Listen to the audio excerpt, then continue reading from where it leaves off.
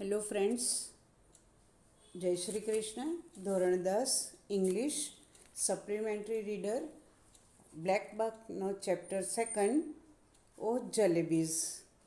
ઓ જલેબીઝમાં મિત્રો આપને બંને વિડીયોમાં ખૂબ મજા આવી હશે અને તમારું એક્સાઇટમેન્ટ હજુ બરકરાર હશે. તો આગળ શું થાય છે જોતાં પહેલાં આગળની થોડી સમરી આપણે સમજી લઈએ કે જે લેખક જ્યારે પાંચમા ધોરણમાં ગવર્મેન્ટ સ્કૂલમાં સરકારી શાળામાં ભણતા હતા ત્યારે ફીઝના પૈસા 4 રૂપિયાના સિક્કા લઈ ખિસ્સામાં મૂકી અને લેખક શાળાએ ગયા અને ફીઝ આપનાર શિક્ષક તે દિવસે ગેરહાજર હોવાના કારણે શું થયું કે જાહેર કરવામાં આવ્યું કે આવતીકાલે ફીઝ લેવામાં આવશે. એટલે આ ખિસ્સામાં લેખકે સિક્કાને મૂકી રાખ્યા અને ત્યાર પછી જ્યારે સ્કૂલ પૂરી થઈ અને લેખક ઘરે જવા માટે જ્યારે બજારમાં થઈને નીકળે છે ત્યારે સિક્કાઓએ બોલવાનું શરૂ કર્યું. સિક્કા તો ખણખણાટ કરે રણકે, પણ આજે તો સિક્કાઓ ખરેખર બોલતા હતા. અને બજારમાં થઈને જ્યારે હલવાની દુકાન પાસે થઈને લેખક પસાર થાય છે ત્યારે પેલી જ્યુસી ગરમ ક્રિસ્પી જલેબી ખાવા માટે લેખકને ખૂબ ભરમાવે છે, ખૂબ લલચાવે છે. પરંતુ લેખક લલચાવતા નથી ને ઉપરથી કહે છે કે તમે જેમ માનો છો એમ હું સામાન્ય પ્રકારનો છોકરો નથી કે હું તમારે લાલચમાં ભરમાઈ જાઉં અને તમને વાપરીને જલેબી ખાઈ લઉં. છતાં પણ સિક્કાઓ તો હજી બોલવાનું ચાલુ જ રાખે છે અને લેખકને લલચાવવાનું ચાલુ રાખે છે. ત્યારે બજારમાંથી પસાર થતા લોકો પણ આ બધો અવાજ સાંભળી લેખકના ખિસ્સા તરફ જોતા હોય છે. ત્યારે લેખક ને પણ થોડી શરમ લાગે છે અને પછી એમનું મન પણ, નાનું બાળક છે પાંચમા ધોરણમાં ભણતું, મન લલચાઈ જાય છે ને હલવાઈની દુકાને જઈને એક રૂપિયાના સિક્કાની જલેબી લે છે. એટલી બધી જલેબી આવે છે કે ફટાફટ છુપાઈ છાતીએ પડીકું છાતી આગળ છુપાઈ અને ગલીના નાકે અંદર જઈને છાનામાના બેસીને બહુ જ જલેબી ખાધી. એટલી બધી ખાધી કે એમનું પેટ જો કોઈ દબાવે તો એમના નાક કાનમાંથી પણ જલેબી જ બહાર નીકળે. અને એમ બહુ જ જલેબી ખાઈને ખુશ થઈ ગયા. એટલામાં જ ગલીના બધા છોકરાઓ જે છુપાઈને જોતા હતા તે અને બીજા ભિખારીઓ પણ ત્યાં એમની આજુબાજુ ભેગા થઈ ગયા. એટલે એ જલેબી જે બચી હતી એ તો વહેંચી અને બીજી 3 રૂપિયાની પણ જલેબી લાવીને છોકરાઓને વહેંચી. અને લેખક હાથ મોં ધોઈ અને જાણે કશું જ બન્યું નથી એમ ઘરે જઈને કાંઈ આરામથી બેસી ગયા. અને પછી સાંજનું તો જમવાનું પાછું ઊભું જ હતું. જો ના પાડે કે મારે નથી જમવું તો મમ્મી પૂછે કે કેમ બેટા શું થયું, અનેક બહાના બતાવવા પડે અને પકડાઈ જવાય. એટલે ચૂપચાપ જમી લીધું. હવે જલેબી પચીએ નહીં અને ઉપરથી જમ્યા. એટલે આખી રાત શું થયું, જલેબીનું ગૂંચળું જે ગોળ હોય ને એમ પેટમાં એટલું બધું દુખતું હતું કે ગૂંચળું વળીને લેખક ટૂંટિયું વાળીને સૂઈ રહ્યા.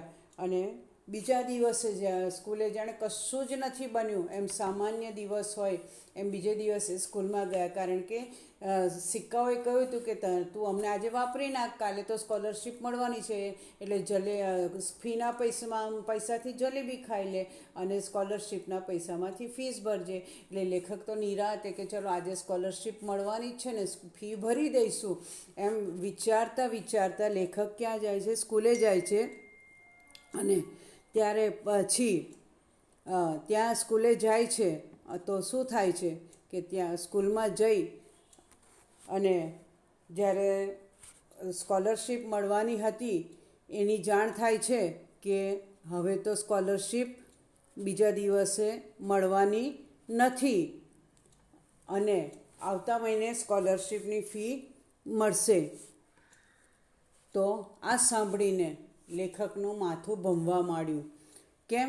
કારણ કે હવે પેલી ફીઝના પૈસા હતા એ તો વાપરી જ નાખ્યા હતા. એટલે શું કરવાનું?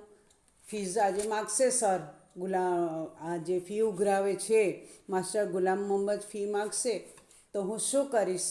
એ વિચારથી જ લેખકને ચક્કર આવવા લાગ્યા અને માથું ભમવા લાગ્યું. ત્યાં સુધી મિત્રો આપણે જોયું હતું. લાસ્ટ લાઇન આઈ અગેન રિપીટ કે I knew I would get the previous month scholarship that day.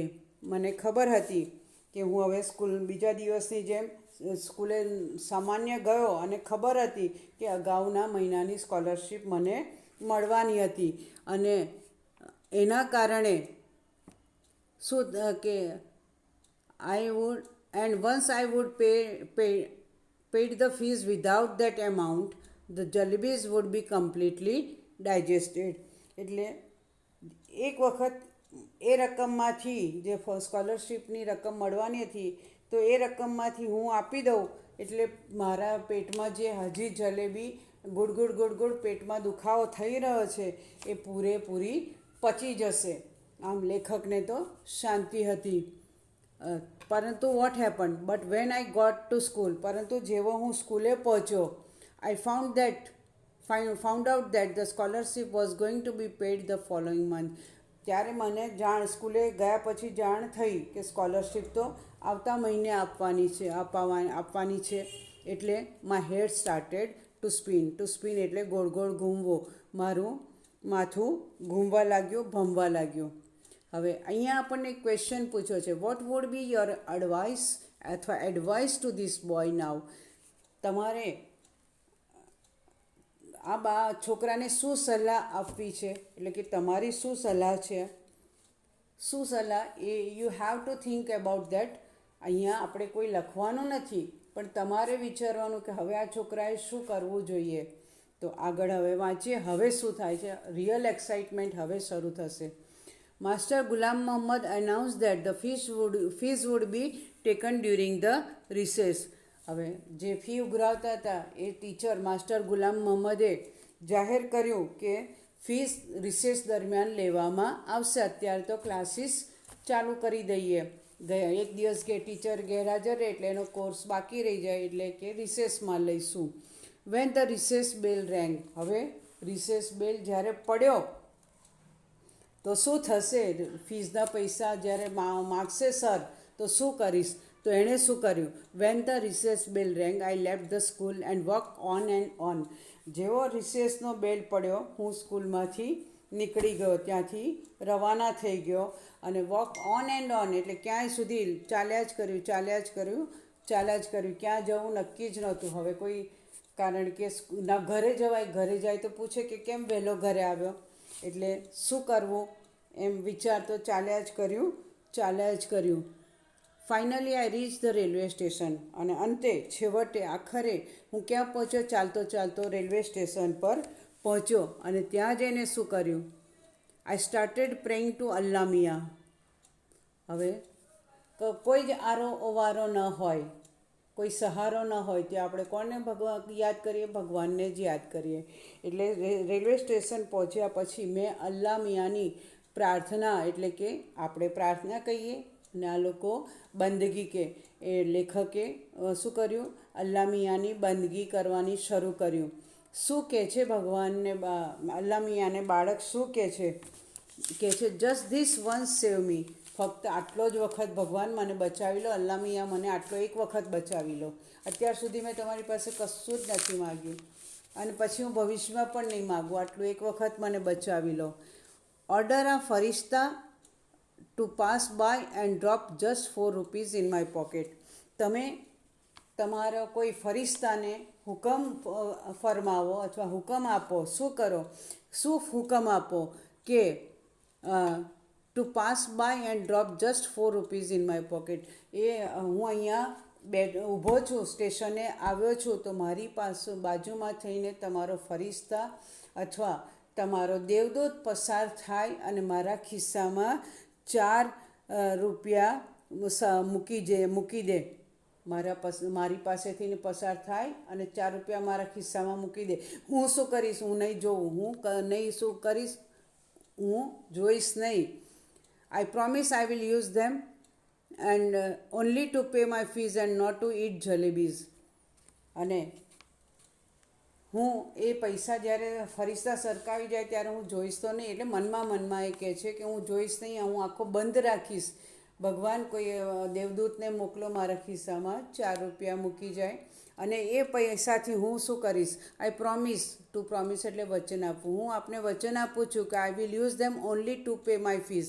હું તમને વચન આપું છું કે તેનો ઉપયોગ હું ફક્ત ને ફક્ત મારી ફી આપવામાં જ કરીશ, and not to eat jalebis. હું એ પૈસાથી જલેબી નહીં ખાવ અથવા એ પૈસાનો ઉપયોગ જલેબીમાં નહીં કરું, ફક્ત ફીઝમાં જ ભરીશ. There was a shade giving tree beside the railway tracks. Shade giving એટલે છાંયડો આપતું. એક ખૂબ ઘટાદાર છાંયડાવાળું ઝાડ હતું. હવે તે સ્ટેશન પર રહીને પ્લેટફોર્મ પર થોડું ઊભું રહેવાય, એટલે લેખક શું કરે છે, તો રેલવેના પાટાની બાજુમાં જે ખૂબ ઘટાદાર છાંયડાવાળું ઝાડ હતું, તો earlier the entire matter seemed so simple. એટલે અત્યારે ગઈકાલે તો એમ લાગતું હતું આ બાબત, આ મેટર જે બની હતી એ બહુ સહેલી લાગતી હતી, કારણ કે આજે ચલો ને આ પૈસાની જલેબી ખાઈ લીધી અને ખવડાવી લીધી ફ્રેન્ડ્સને અને ભિખારીને. પરંતુ હવે આવતીકાલે તો શું છે, કંઈ વાંધો નહીં, આજે પૈસા વપરાઈ ગયા, કાલે સ્કોલરશિપ મળવાની છે, એમાંથી ફી ભરી દઈશ. આમ પહેલાં તો આ બાબત કેવી બહુ સાવ સાદી, સીધી સાદી, સરળ લાગતી હતી. But jalebis with the fees money and the fees with the scholarship money. કેમ એ બહુ સીધી સાદી સરળ લાગતી હતી આ બાબત? કારણ કે ફીના પૈસામાંથી જલેબી ખાવાની અને સ્કોલરશિપના પૈસામાંથી ફી ભરવાની, એટલે બહુ સહેલું છે, કોઈને ખબર પણ નહીં પડે. પરંતુ હવે જ શું થાય છે, I had known that I would get the scholarship the next month. કારણ કે મને ખબર હતી કે સ્કોલરશિપ મને આવતા મહિનાની મળવાની હતી, એટલે સ્કોલરશિપના પૈસામાંથી હું ભરી દઈશ. But I would have postponed my jalebi eating programme to the next month as well. મને શું હતું, સ્કોલરશિપ જો ખબર હોત કે આ સ્કોલરશિપ આવતા મહિને મળવાની છે, જે આવતીકાલે મળવાની હતી, એની ખબર હોત પહેલેથી જ, જ્યારે જલેબી ખાધી એ દિવસે કે આ સ્કોલરશિપ આ મહિને નહીં પરંતુ આવતા મહિને મળવાની છે, તો મેં શું કર્યું હોત, જલેબી ખાવાનો કાર્યક્રમ આવતા મહિના સુધી મુલતવી રાખ્યો હોત. ટુ પોસ્ટપોન્ડ એટલે મુલતવી રાખવું. એટલે જો એવી જ ખબર હોત કે સ્કોલરશિપ નહીં મળે આ મહિનાની, તો મેં જલેબી ખાધી જ ન હોત અને આવતા મહિને જલેબી ખાવાનો પ્રોગ્રામ મેં રાખ્યો હોત. તો now for the crime of eating a few jalebis. Crime એટલે ગુનો. હવે જલેબી ખાવા માટેનો થોડીક જ ફ્યુ જલેબીઝ એટલે કે થોડી જલેબી ખાવા માટેનો જે મેં ગુનો કર્યો, for the first time in my life, મારી જિંદગીમાં પહેલીવાર જલેબી ખાવાના ગુનો કરવા માટે I was absent from school. જે રિસેસમાં સરે કીધું હતું ને કે રિસેસમાં ફી ઉઘરાઈ દઈશ, અને હું રિસેસ પછી સ્કૂલ છોડીને નીકળી ગયો, તો એ હું જિંદગીમાં પહેલીવાર શાળામાં ગેરહાજર રહ્યો. આજ સુધી હું કદી ગેરહાજર નહોતો રહ્યો, પણ આ ખોટા કામ કરવામાં જુઓ કેટલું ખોટું કરવું પડે છે. એટલે મિત્રો, જૂઠ્ઠું બોલવામાં પણ એવું હોય છે. જૂઠ્ઠું બોલવામાં તમારે અનેક બહાના બતાવવા પડે, અને બહાના બતાવતા એવું તો એક બહાનું તો એવું હોય કે તમે પકડાઈ જ જાઓ. એટલે કદી જ ખોટું કામ નહીં કરવું, કદી જૂઠ્ઠું નહીં બોલવું, અને જૂઠ્ઠું બોલી અને પકડાઈ જવું અને શરમ અનુભવી એના કરતાં બેટર છે કે સાચી હકીકત કહી દેવાથી આપણે બીજાને વહાલા અને સારા લાગીએ. ભૂલ થાય, ભૂલને સ્વીકારી લેવી, તો ભૂલ ફરી ન થાય. માટે મિત્રો, કદી જીવનમાં ખોટું નહીં બોલતા કે ખોટા કામ નહીં કરતા. તો અહીંયા જુઓ, ખોટું કામ કર્યું, છાનીમાની જલેબી ખાધી, એટલે લેખકે શાળામાં પણ બંક મારવો પડ્યો, ગેરહાજર રહેવું પડ્યું. સ્કૂલે ગયા હોવા છતાં પણ સ્કૂલમાંથી નીકળી જવું પડ્યું. Sitting there under the tree, at first I felt like crying.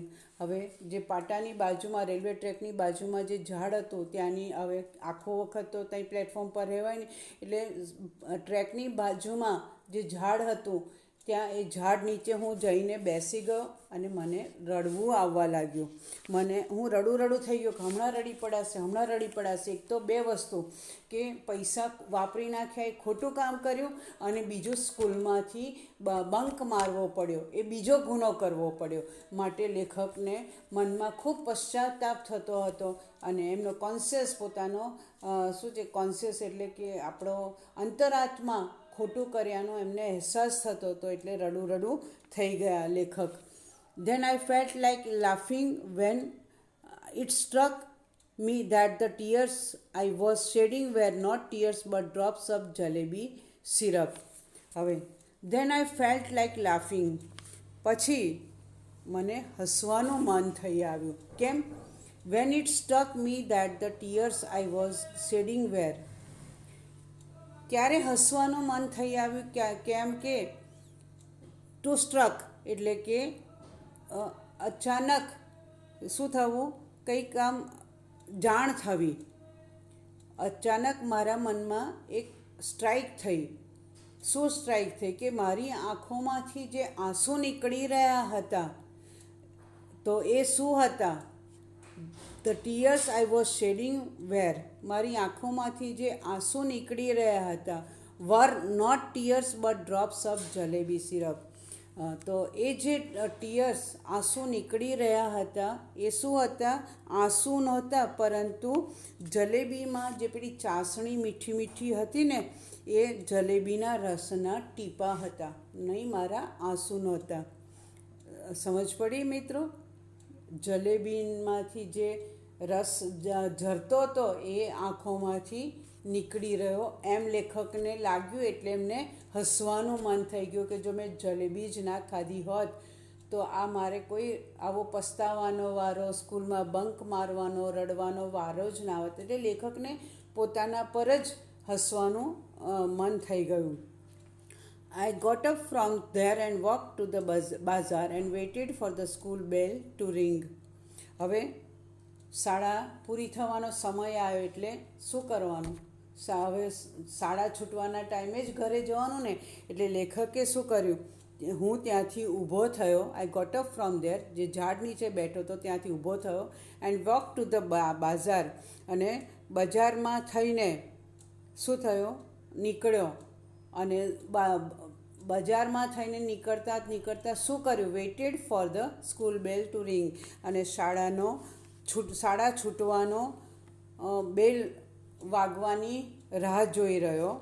અને so that when the children came out I too would walk home with them as if I had come straight from school. જે બજારમાં થઈને છોકરાઓ ઘરે જાય એમ મેં પણ શું કર્યું? બજારમાં હું પણ સ્કૂલ હતી ત્યાં આગળ બેલ વાગવાની રાહ જોઈ રહ્યો. અને છોકરાઓ બહાર જ્યારે આવે, સ્કૂલ છૂટીને બહાર આવે, ત્યારે હું પણ તેમની સાથે ચાલતો શાળાએથી જ ઘરે જતો હોઉં એવું મને લાગે, અથવા બીજાને લાગે. જો કેટલું બધું ખોટા કામ કરવા પડે છે.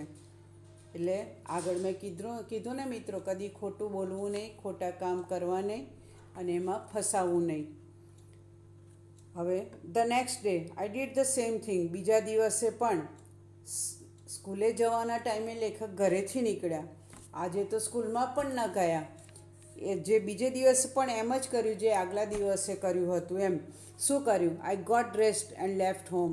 મેં સ્કૂલના કપડાં એટલે કે યુનિફોર્મના કપડાં પહેર્યા અને ઘરેથી નીકળી અને went up to the school gate. સ્કૂલના દરવાજા સુધી ગયો. એટલે બધાને એમ લાગે કે આ તો સ્કૂલે ગયો, દરવાજાની અંદર કોણ ગયું શું ખબર. એટલે બીજે દિવસે હું કપડાં પહેરીને ઘરેથી નીકળ્યો સ્કૂલના દરવાજા સુધી જઈને પછી શું કર્યું? And then turn off to the railway station. અને દરવાજા સુધી ગયો અને ત્યાંથી પાછો ક્યાં ગયો? હું રેલવે સ્ટેશન તરફ જવા નીકળી ગયો. સ્કૂલના ગેટ પાસેથી રેલવે સ્ટેશન તરફ ચાલી નીકળ્યો.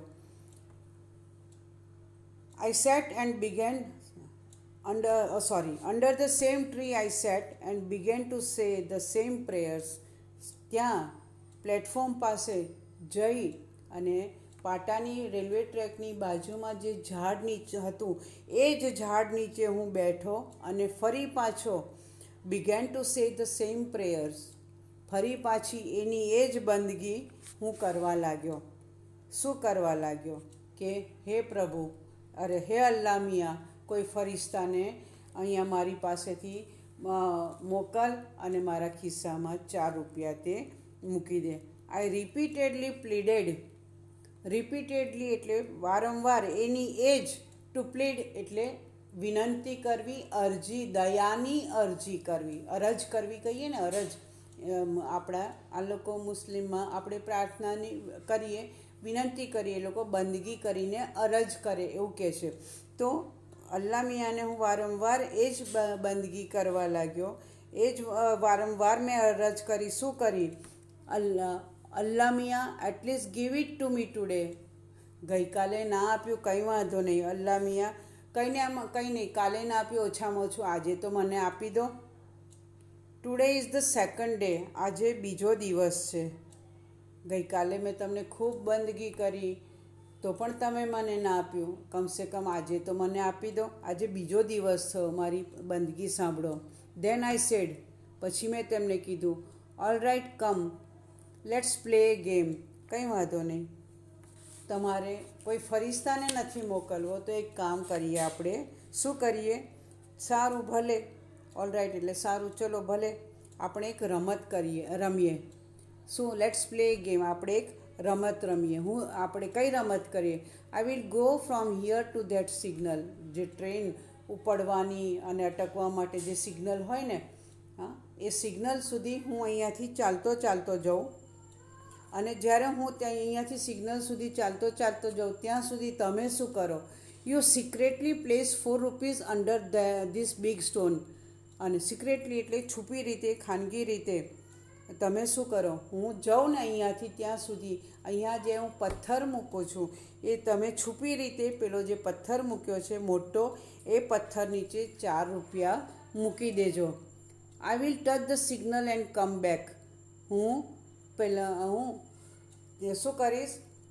એ સિગ્નલને અડી અને પાછો આવીશ. હું અડીને પાછો આવું ત્યાં સુધી તમે છુપી રીતે આ મોટા પથ્થર નીચે, પેલા મોટા પથ્થર નીચે 4 રૂપિયા મૂકી દેજો. આપણે આ રમત રમીએ, ચલો. અને મેં શું કર્યું? I went up to the signal and return smiling.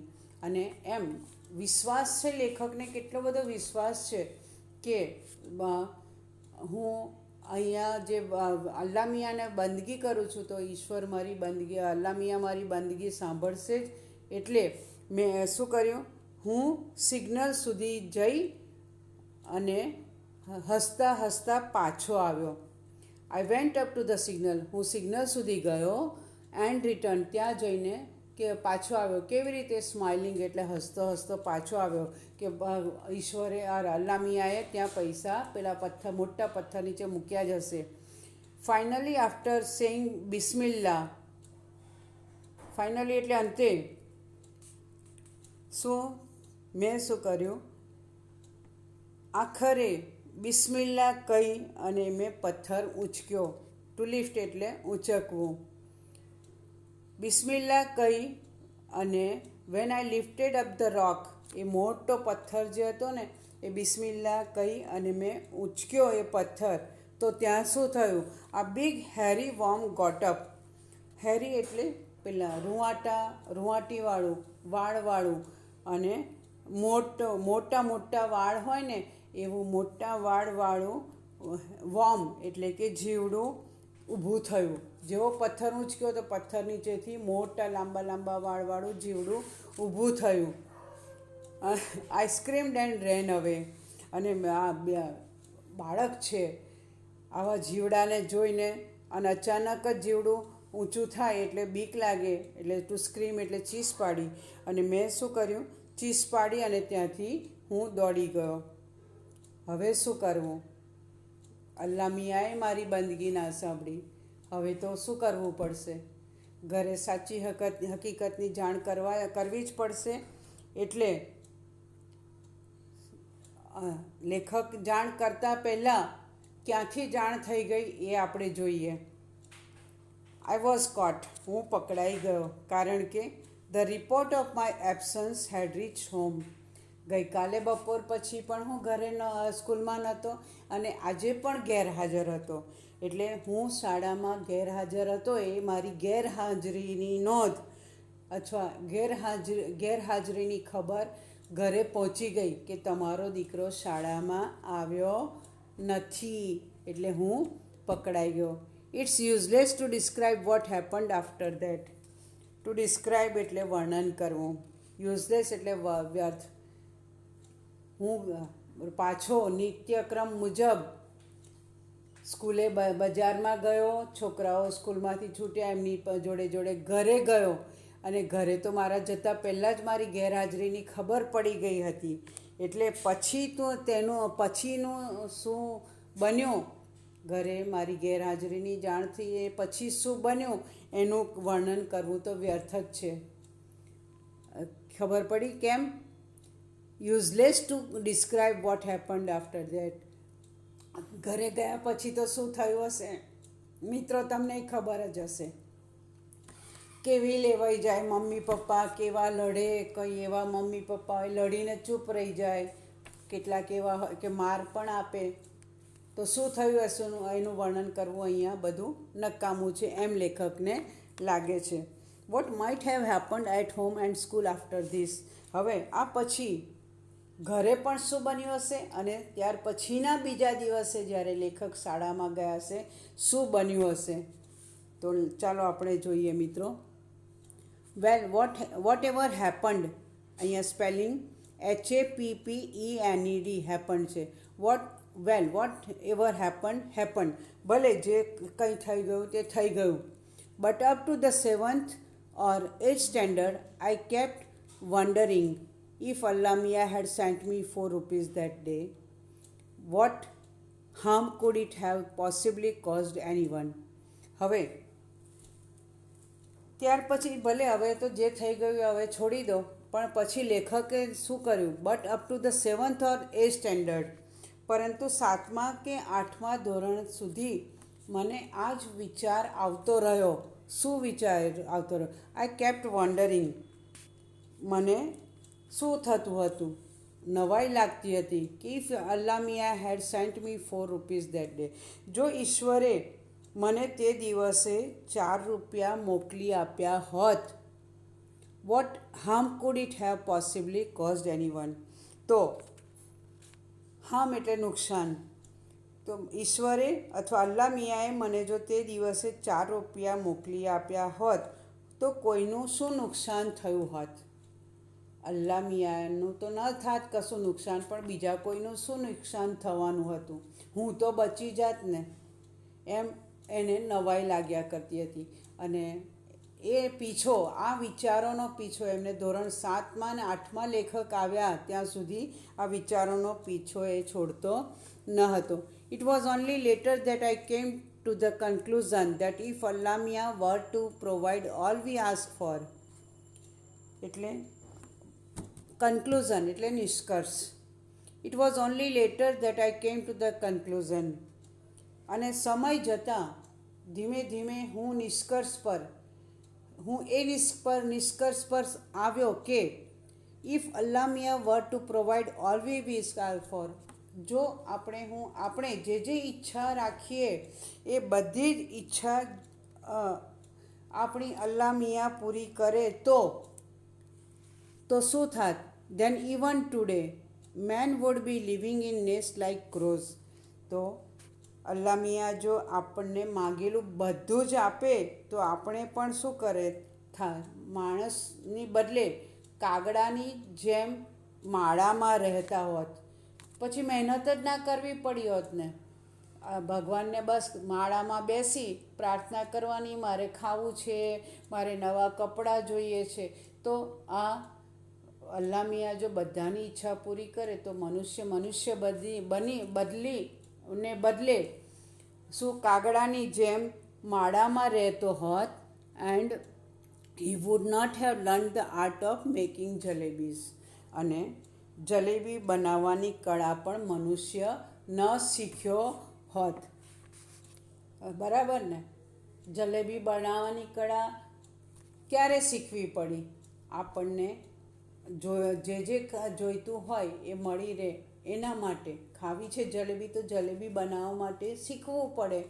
લોટ લાવવો પડે, ચાસણી બનાવવી પડે, લોટ પલાળવો પડે. દરેક વસ્તુ જે આપણી જરૂરિયાતો છે એ બધી જ જરૂરિયાતો આપણે માગી લીધી હોત અલ્લાહ પાસે કે ઈશ્વર પાસે, તો આપણે આમાંનું કોઈ જ કાર્ય કરતા ન હોત. પક્ષીઓની જેમ ઉડાઉડ કરી, અહીંયાથી ત્યાં ઉડાઉડ કરી અને માળા બનાવીને, ના ઘર બનાવવાની ઝંઝટ, ના કપડાં ખેતર કરવાની, ખેતી કરવાની ઝંઝટ, ના ભણવાની ઝંઝટ.